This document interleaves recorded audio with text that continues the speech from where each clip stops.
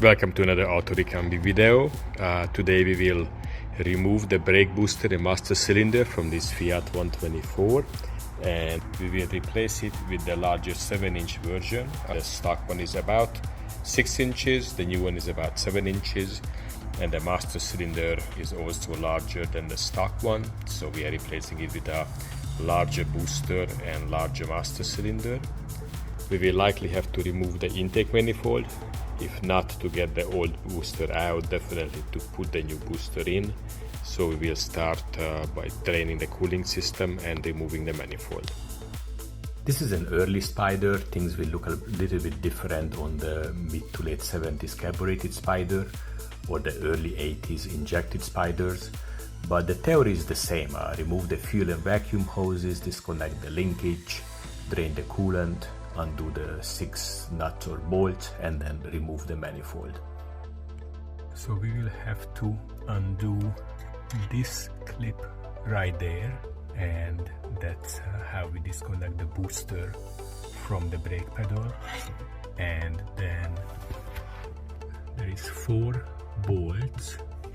I mean, actually it's nuts, not bolts. It's 1, 2, and then on the other side of the steering shaft there is one that's the same height as this and one at the same height as that.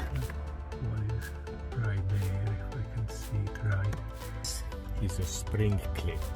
It has to be, the top part here has to be pried toward the left to disengage it from the shaft, and then it can be moved down.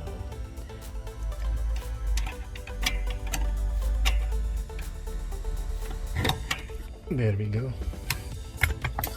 Now this pin can be moved out, but it's spring loaded. There's a lever there and the spring might be able to pry it out.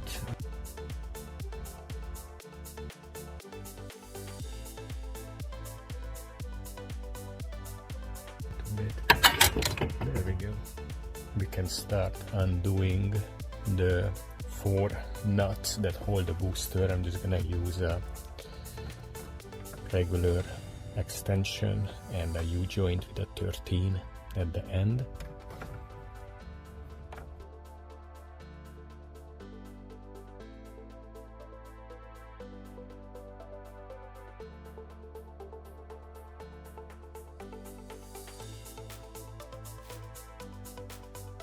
And there is 2 more. If you just follow this over to the passenger side, it will be easy to find. I already removed one from the stud right there, and the other one is that one up there. Once all the nuts are removed, the booster can be pulled out.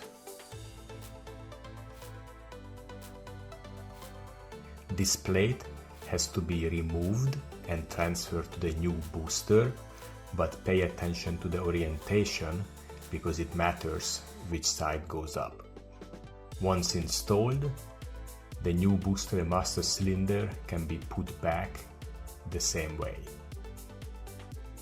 As it came through, the fork didn't quite hit the pedal, so I'll have to pull it out a little and line it up. I played with it a bit from the engine compartment and was able to line it up, and now we need to put the nuts on the 4 studs.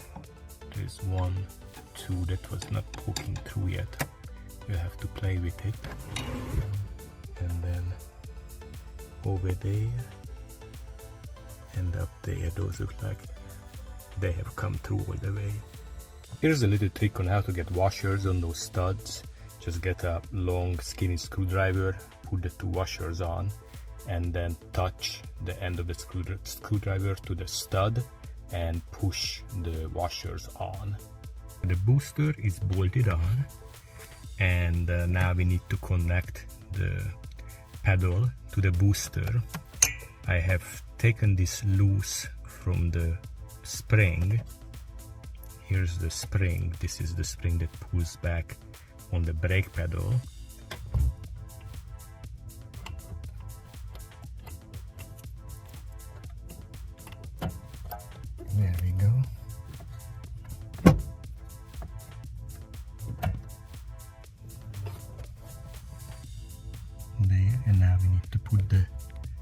special clip on.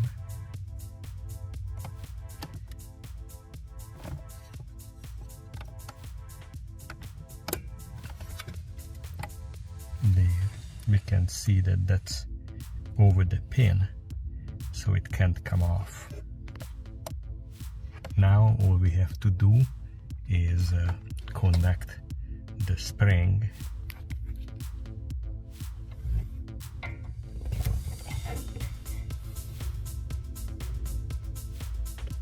That's what it should look like. To replace the brake line nuts, we will need a tube flaring tool. These are often available for rent locally. And the first step is to cut the end of the old tube. And there is a little specialized piece to do this. It can be cut off with saw and whatnot, but this actually is a very nice clean cut. So it's recommended to use this tool that just has to be tightened a little bit every turn, and eventually just cut the end of the tube off. Put on the new nut and then use the tool as per instruction. We clamp the tube, we set the height with the tool. Then we use the clamp with the appropriate die in it to flare out the tube.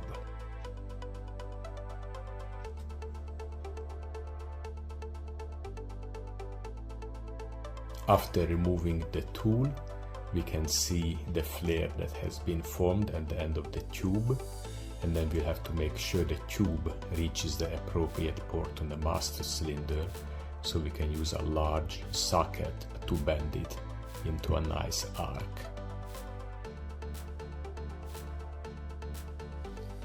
Be sure that the correct lines go to the correct ports. Inserting the fitting into the master cylinder, make sure you do it by hand so it's not cross-threaded. It's very easy to cross-thread these, so one just has to play with the tube till it's lined up and make sure that the first couple of turns are by hand. Once we reinstall the reservoir and the lines, it should look like this. Let's bleed the brakes and make sure that the pedal is firm.